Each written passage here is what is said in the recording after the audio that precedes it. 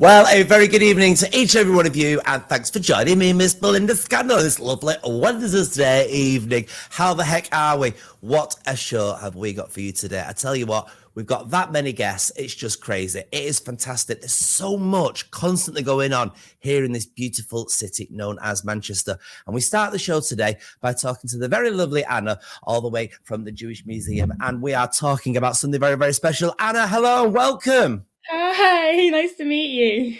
How are we doing? You have got something very special coming up. Tell us all about it.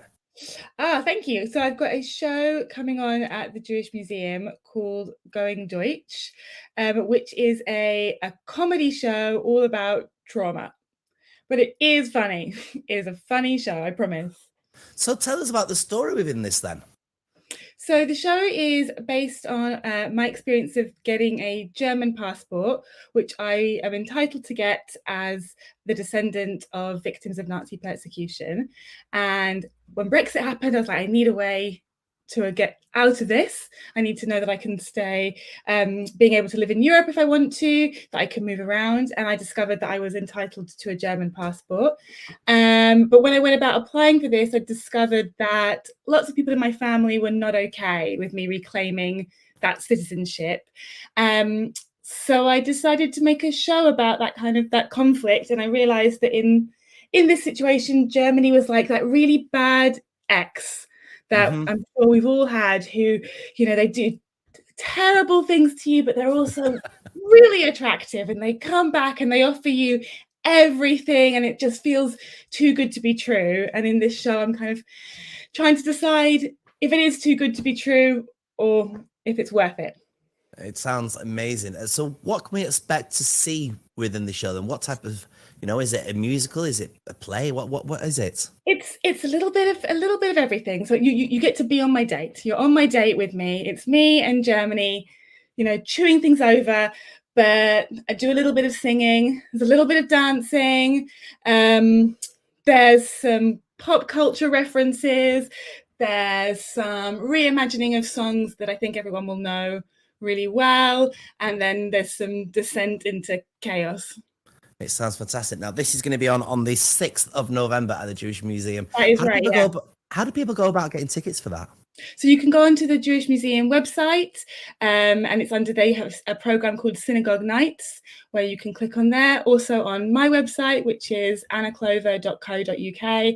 It's in the synagogue, the show. It's absolutely beautiful building. It'll make it really special, I think. It is a gorgeous, gorgeous building. The first date of your UK tour, where'd you go after the Jewish Museum then? So I've been in London already, and then I'm doing the Jewish Museum, then I'm going to Wigan and Leicester, and then later on in next year I'm going to Birmingham and Havant, and then back in London again.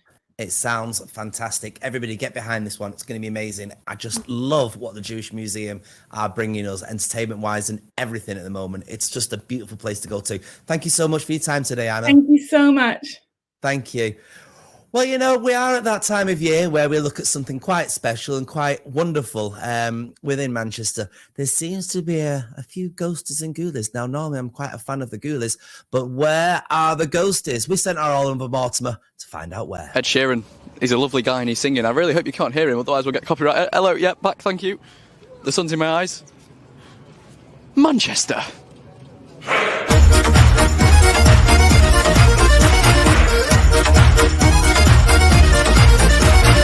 Yes, that's right, we're in Manchester. I mean, where else would we be? We are here with your Manchester. And I've been given the task to find 14 different monsters which have been hidden around the city today. And they're going to be here until the 31st, which is Halloween. So I've got 60 minutes to go find them all. Should we get started? Right, Frankie, yeah, you coming? Abby, right, come on then. You know what, I'm going to be honest with you. I am slightly stressed because we've got 60 minutes. That's 60 seconds. No, minutes.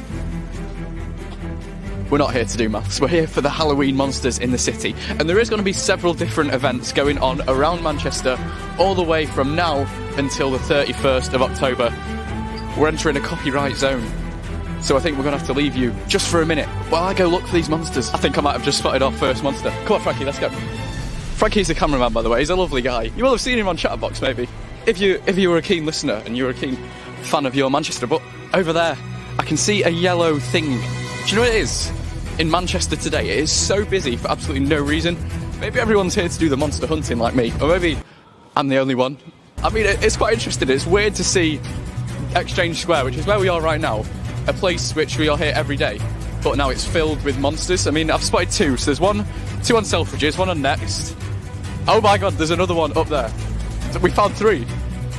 We are currently in Exchange Square, which some might argue is the very centre of Manchester, which is maybe why we found 3 monsters already in Exchange Square. We've got less than 50 minutes to go now to find all of these monsters. And I've seen, I don't think it counts, but there's pumpkins everywhere on the trees. I don't know how Andy Burnham and all these Manchester people have the budget for it. I mean, we were planning on going to the Printworks, and we are in just a minute's time. However, I've spotted another monster.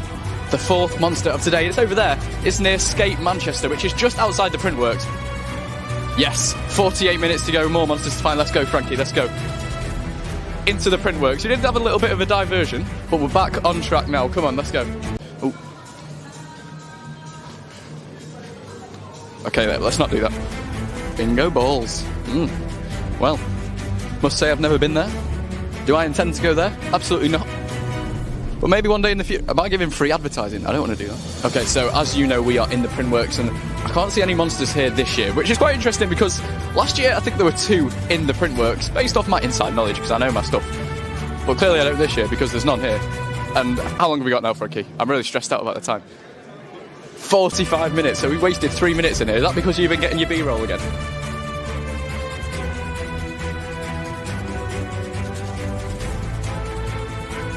Right. Manchester. You see, if this told me where the monsters were, then I could just cheat and I would have a great life, but I don't know where they are. We found 4. So, right. Okay.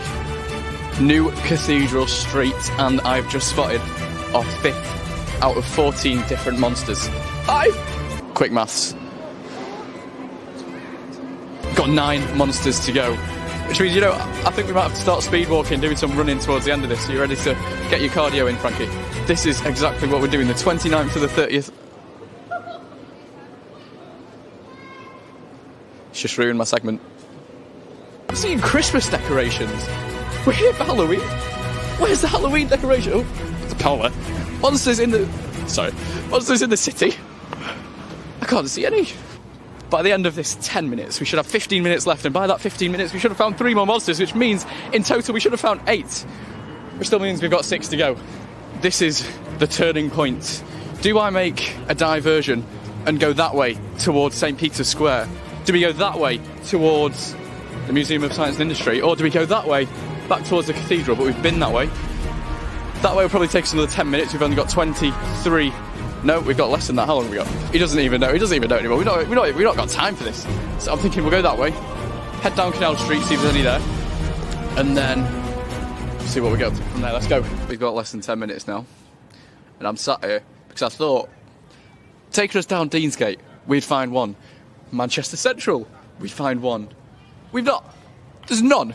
There's absolutely none in Manchester Central, in Deansgate, which are some of the most iconic places in Manchester. What are you doing? Where are they? We've got like 9 more to find. We've only found 5. There's 14. Let's keep going. I'm not having this. I'm starting to get really stressed out because there's nothing. There's nothing. Where are these? There's monsters in the city. I'm finding no monsters in the city. I found Christmas decorations. I found an ice skating rink. I found no monsters. And now the sun blinded me. I'm going to get really sick of it.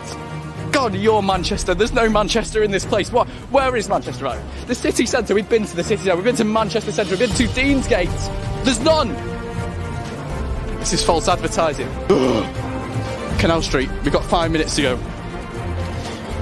We're just got to cross the road. Come on, let's cross. Right. Oxford Road. There should be one on Oxford Road.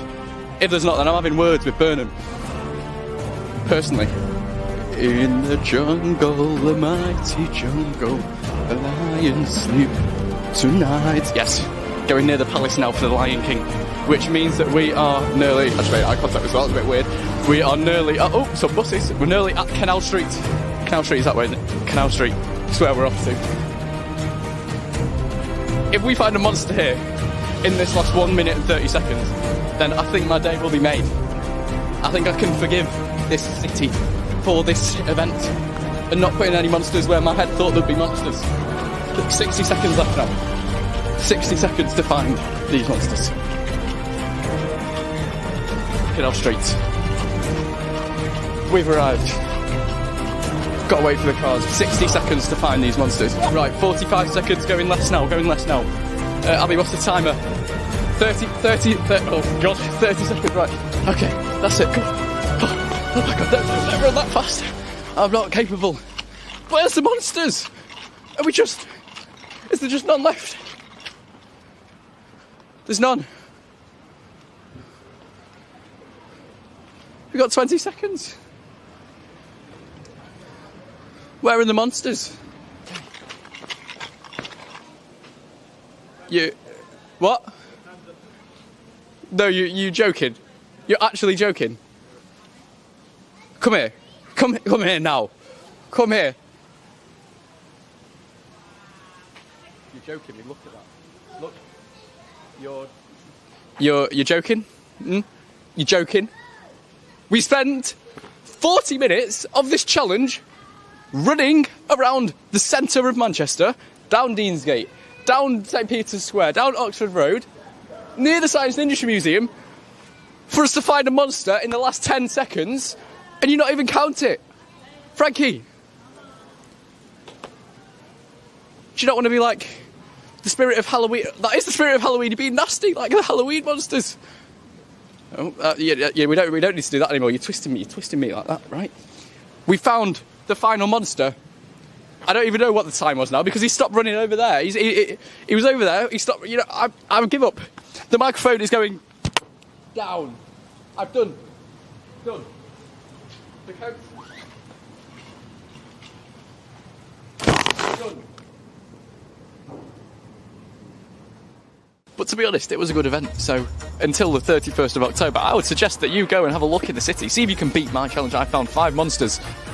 Almost 6 because you, Frankie, behind the camera, stopping me from finding these monsters. But I found 5 in 60 minutes out of 14. It's not too bad. It's awful.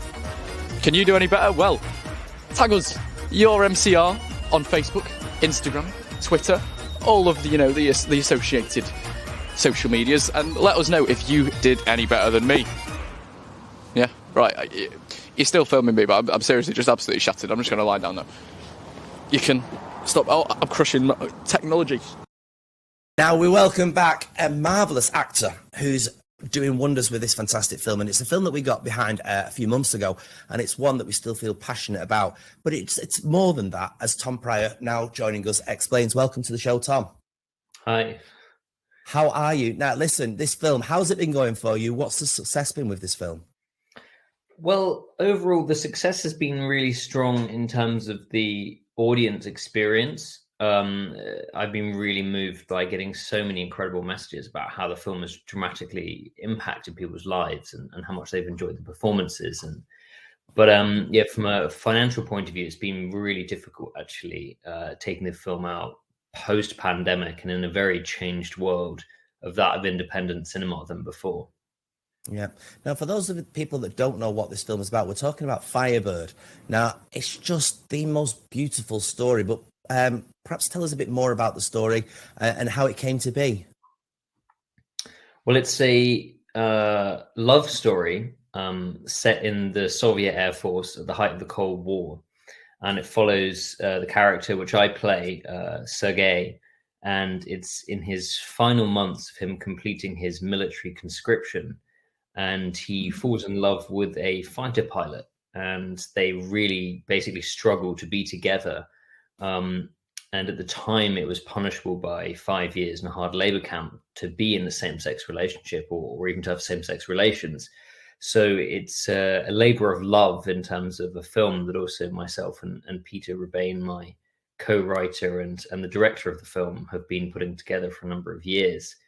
And it's been a real honor because we got to meet Sergei Fetisov, the real actor who wrote the memoir of his life and his time in this Air Force base. And he sadly passed away in 2017.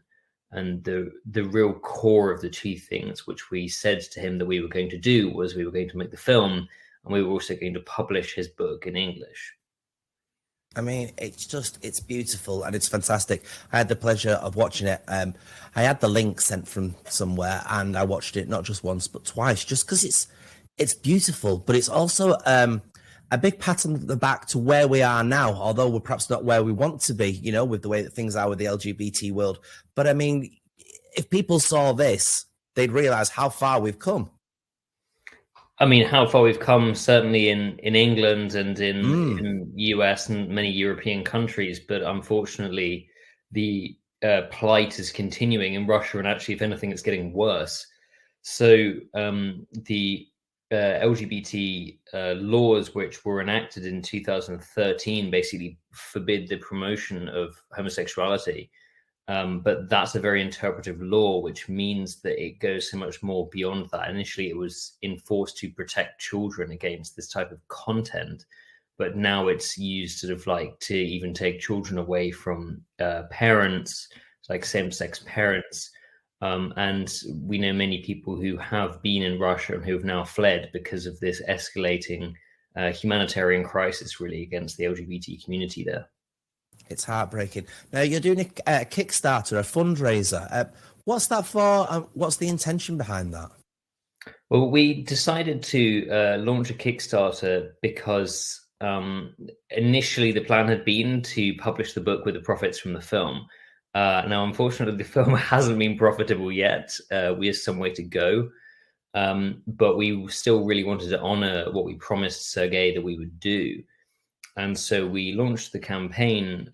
It was about 2 weeks ago, or actually, no, it may be even less than that. We may even be about 10, 11 days in.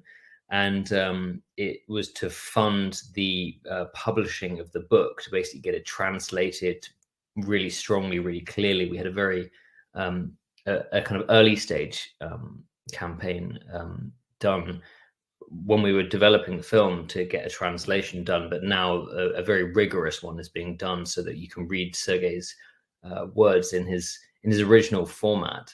And I'm astounded to say that we've actually already hit the goal and gone way over it. But there is still like a long way to go, actually, with what we now want to do next. We originally targeted to raise $35,000, and that's really to pay the publishing fees and get the book printed and begin to kind of make it be manufactured and available. Now, we learned on a live Zoom, a live Instagram conversation with the two people who head up the only LGBT film festival in Russia.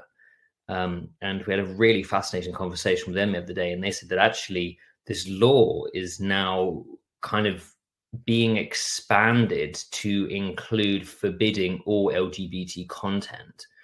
And so that's kind of set alarm bells ringing for us, that once we've actually got we've got the amount that we can publish it in English, now we want to publish it in Russian before it's forbidden to be published in Russian and distributed in Russia. So we've just increased our target from 35,000 to 65,000 to mean that we can get a proper clean version of like the Russian original done and published as well, and actually make it available to people before these additional laws come in, because it's going to make it basically impossible to distribute any type of content about LGBT history, stories, art, awareness. So yeah, we kind of want to jump on ahead of that as soon as we can.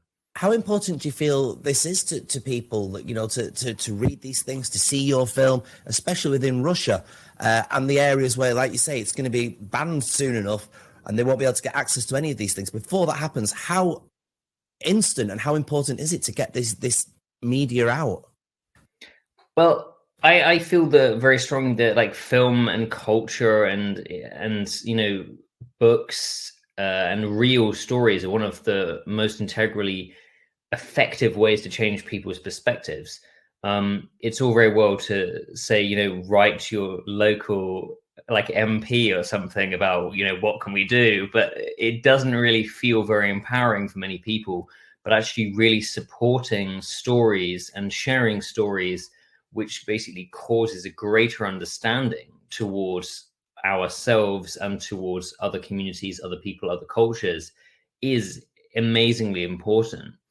And I think that, spreading that awareness that we can do through amazing stories that actually move us, that make us cry or make us feel like joy or something, becomes a very universal experience. And so some of the most amazing conversations that I've had with people actually have been that as a result of seeing Firebird, they will treat people in the LGBTQA plus community with a far greater respect, knowing the history that they've been through, and knowing even today the daily plight that people go through in many, many different parts of the world. I mean, Russia is in some ways, quite tame in its anti-humanistic laws in comparison to somewhere some of the African states like Uganda, for example, where it's a death penalty.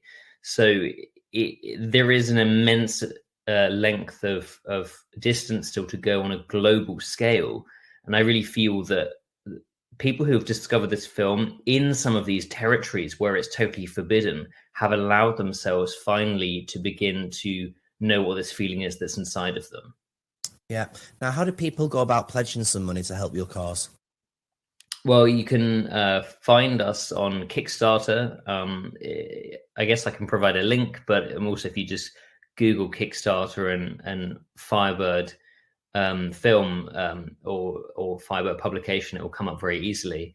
Also, you can go to my Instagram, for example, which is Tom Pryor II. It's all in words.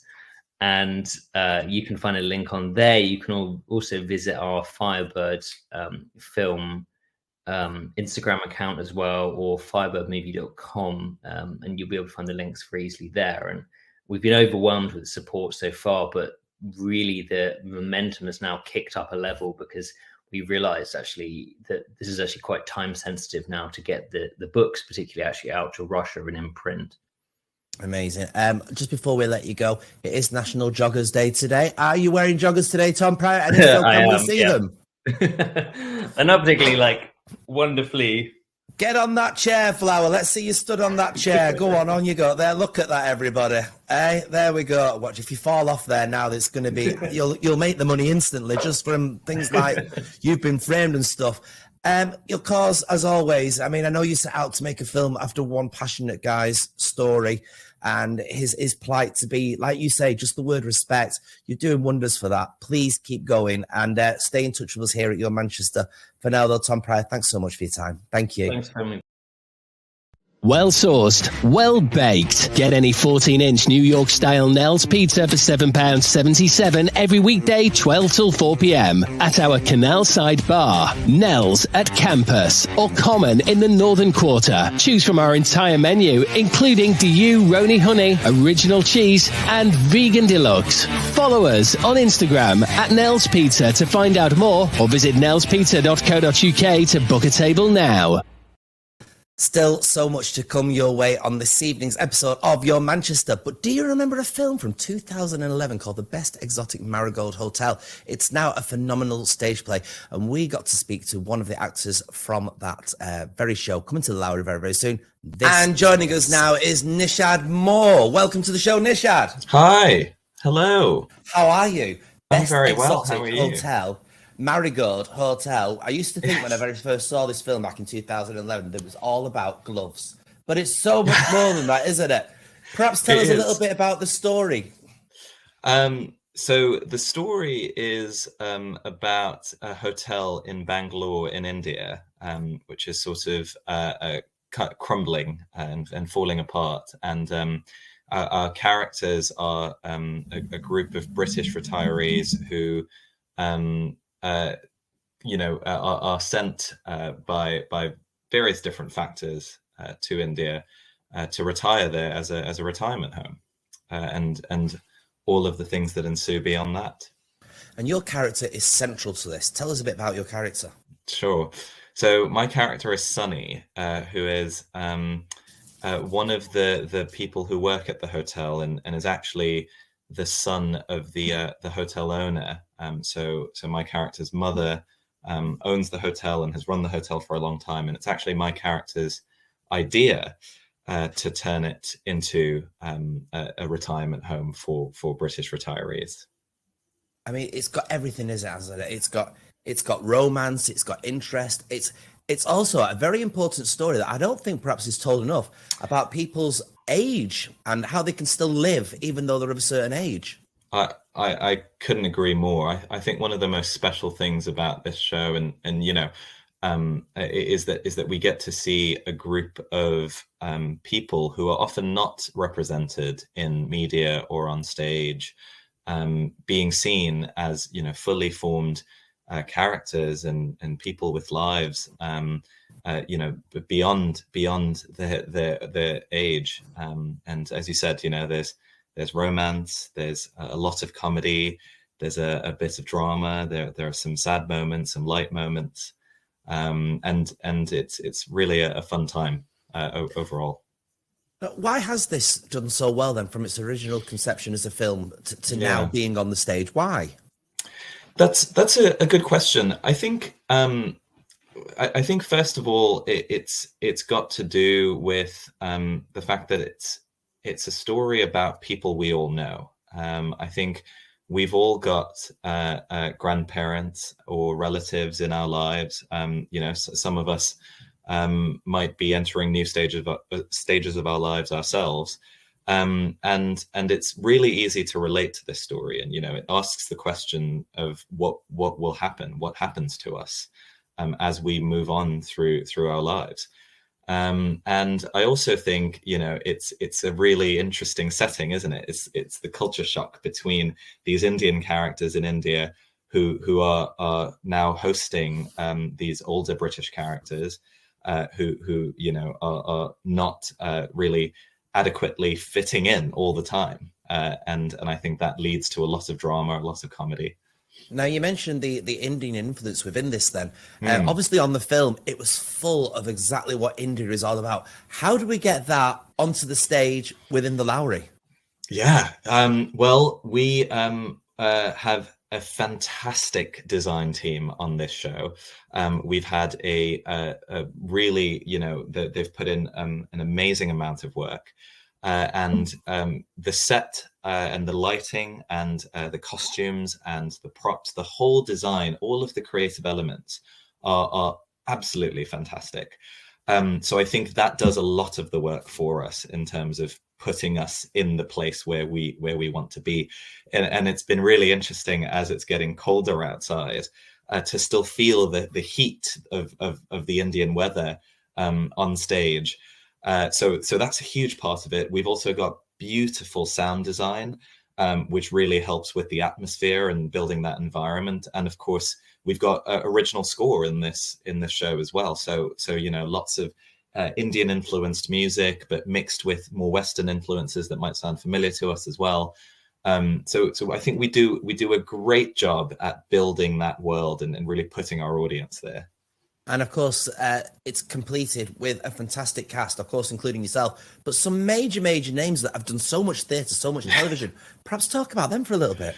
Oh, I mean, working with this cast has just been such a dream. I mean, for someone like myself, where, you know, I'm still at the early stages of my career, to be able to share the stage with some of them, you know, we have Hayley Mills, Rula Lenska, Paul Nicholas, and so many others. And, you know, even it's not just the onstage experiences that we're having, but also the offstage, you know, just getting to spend rehearsal with them, you know, our time backstage in the green room, things like that. We're all a really a close company. We have gelled together really well, and we have so much fun putting on the show. So I think, of course, you know, we are putting our best work out there, but it's just so much fun to do the show, you know, every night, sometimes twice a day. We all have such a great time. Now, does this feature stuff from the second film that wasn't perhaps as successful as the first one? Well, so the films were actually based on a book called These Foolish Things, which came out quite some time ago, and the play, I would say, is actually closer to the book than to the film itself. So for anyone who may be familiar with the book or who may not be, I would recommend it. You know, and I think it's obviously the book, I think, goes further than the film does, and we try to do justice to that in the play. Well, we cannot wait for this. It's going to be fantastic. It's going to be vibrant. It's going to be colourful. And it's got these fantastic actors that are just going to deliver this fantastic story. It's from the 8th to the 12th of November. Hi, I'm Hayley and welcome to this week's On The Box. How are you doing? I can't go further without saying how outstanding Doctor Who was on Sunday. If you missed it, how could you? It's actually available on iPlayer, of course, so get on it.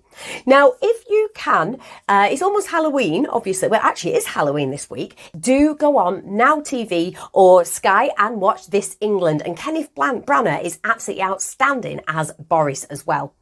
Now, when you are ready for Fright Night, jump on to Netflix and get watching The Watcher. It's about a family who move to their ideal neighbourhood, but they actually inherit a nightmare. Oh, and if you did start to watch Hellcats after my recommendation last week, Ali and AJ from the show are currently touring and they will be in Manchester on the 3rd of November at the Ritz. Also, November isn't just about bonfire night, is it? It's also, I'm a celebrity, get me out of here! And Ant and Dec are back on our screens on the 6th of November. I can confirm it is the 6th of November, and they are back in Australia. Woo! Now, rumoured to be competing this time is Mike Tyndall. He would actually be the first member of the royal family if he does compete. Also, Danny Dyer, Tom Daly, the wonderful diver, Charlene White of Loose Women, the lovely Sue Cleaver of Corrie, and also Boy George and Natalie Cassidy. So let's see if any of those come to fruition. Now that's it from me. I shall catch you next time. Have a wonderful Halloween. And things just get better for them. Joining us now are the two owners of Hope Mill. This is, of course, Joe and Will. Welcome to the show. Hi, everyone. Thank you for having us.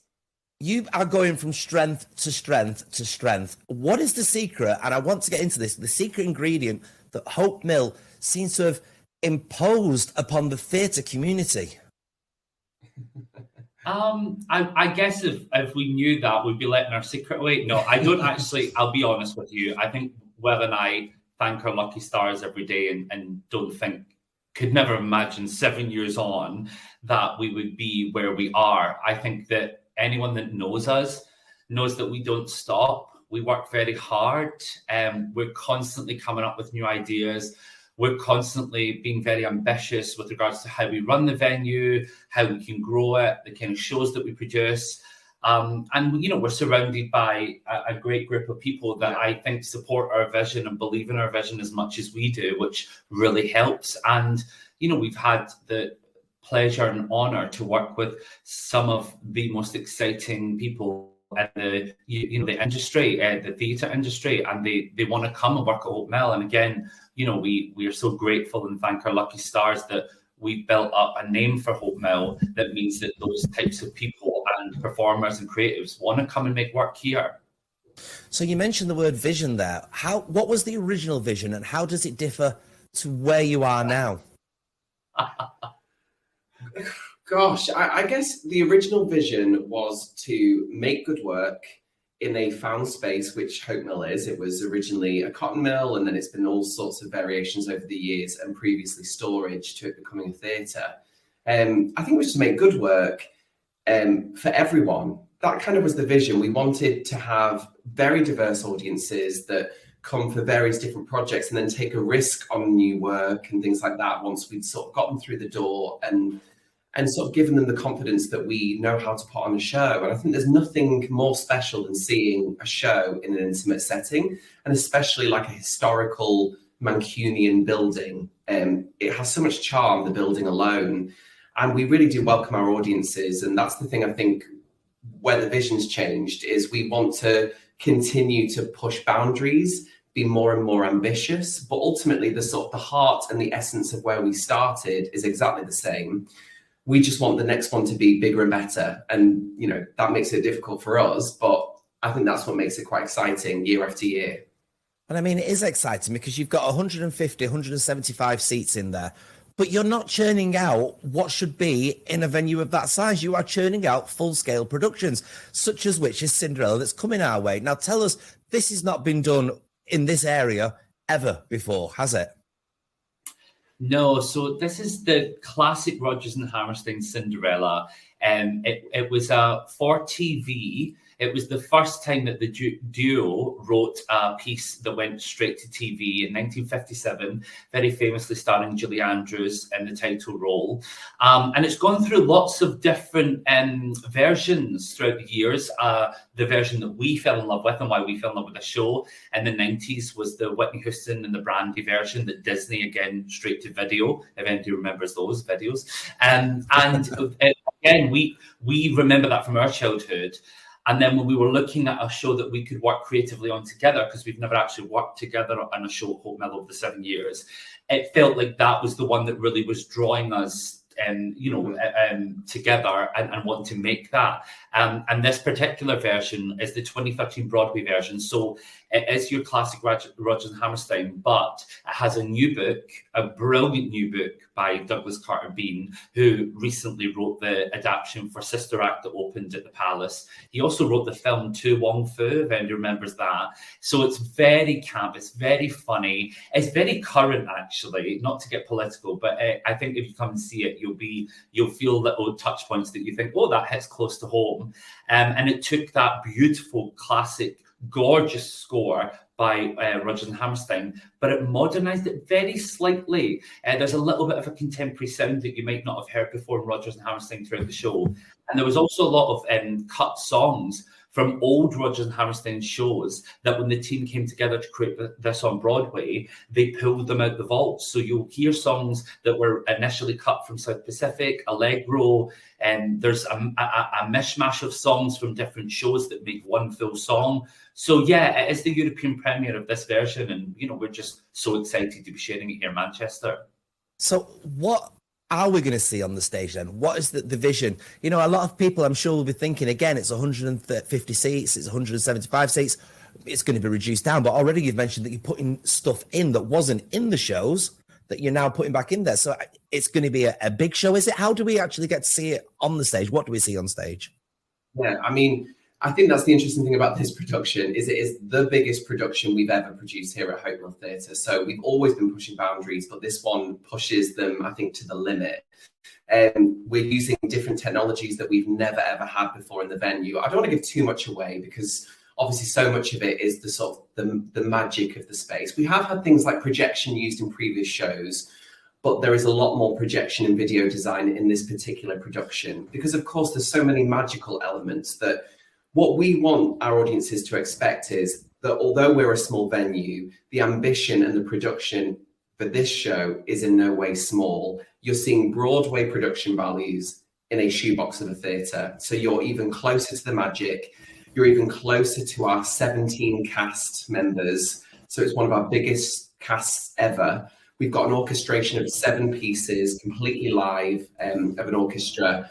And we're using various different technologies, costumes, beautiful sets, epic choreography numbers, puppetry. There's things in this show that we've never even played around with before. So we really are throwing everything and the kitchen sink at it in order to best serve this show, this production at this time. So no one feels like we've sort of gone, oh, because we're small, we can't do it. But then again, the beauty of being intimate is that you can have all of that, but we are able to strip it back. Yeah. We have to be more creative with the show. So yes, we can have massive production values, but there's a real heart and intimacy there, and a connection with the piece that I guess you just don't get on a large scale. So yeah, we're really excited about sharing this. It's a really special show. People are calling Hope Mill the creative hub in Manchester. Is that a fair comment? That's lovely to hear. We'll take that. That's very, I think we can all agree, Manchester is thriving. And that's one of the reasons why we wanted to open Hope Mill in the first place, we moved here, we fell in love with the city, the creativity in the city, and we want to be part of it. And I think that, you know, the city's embraced us, and all other venues that we look up to and we respect, and, you know, they've embraced us, and, you know, they say and make lovely things about us. And so, yeah, we, you know, it does feel like a big pat on the back that we've been so taken in by the theatre community and the arts community in Manchester, and we don't take that for granted at all. Now, this starts then on the 1st of November. Are you ready for it? We will be. I don't know. We're going to need like I'm going to 6 weeks off. But yeah, exactly. We will be ready. We have an incredible team we've ever worked with working on this show. I think it's something like 70 people are working on and off stage to make Cinderella happen. And I think it's certainly not going to be one to miss. And it's only on for 6 weeks. So come and see it. And don't think, can I just add as well, for people watching, please don't be mistaken that this is some sort of family twee show. It is not at all. It really is for everyone. It is for families, but I promise you there is a lot of great humour in there and characters in there that I just know that everyone will enjoy this piece. I think from my point of view, if anybody's, as somebody that's seen so many of your productions, if anybody wants to go and see a production, this is the time to do it. It's, by all accounts, going to be immense, fantastic and phenomenal with a great production team behind it. Thank you for now, Joe and Will. Have a fantastic run. Thank you. Now this week we're going to have sunny spells, blustery showers. It's going to be exceptionally warm for this time of year. Temperatures are average. Let's check out this week's weather details. Thursday is looking sunny, cloudy with rain, with the temperatures of 18 degrees Celsius. Friday, sunny, cloudy with rain, with the temperatures of 17 degrees Celsius.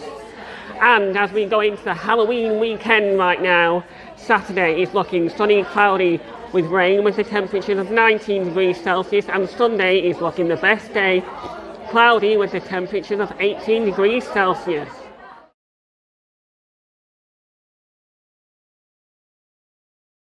Bloody good weather that was, isn't it, everybody? No matter what you're doing, if you are celebrating Halloween or if you're not, just make sure you do it safely, everybody. Thanks for watching and enjoying this week's episode of Your Manchester!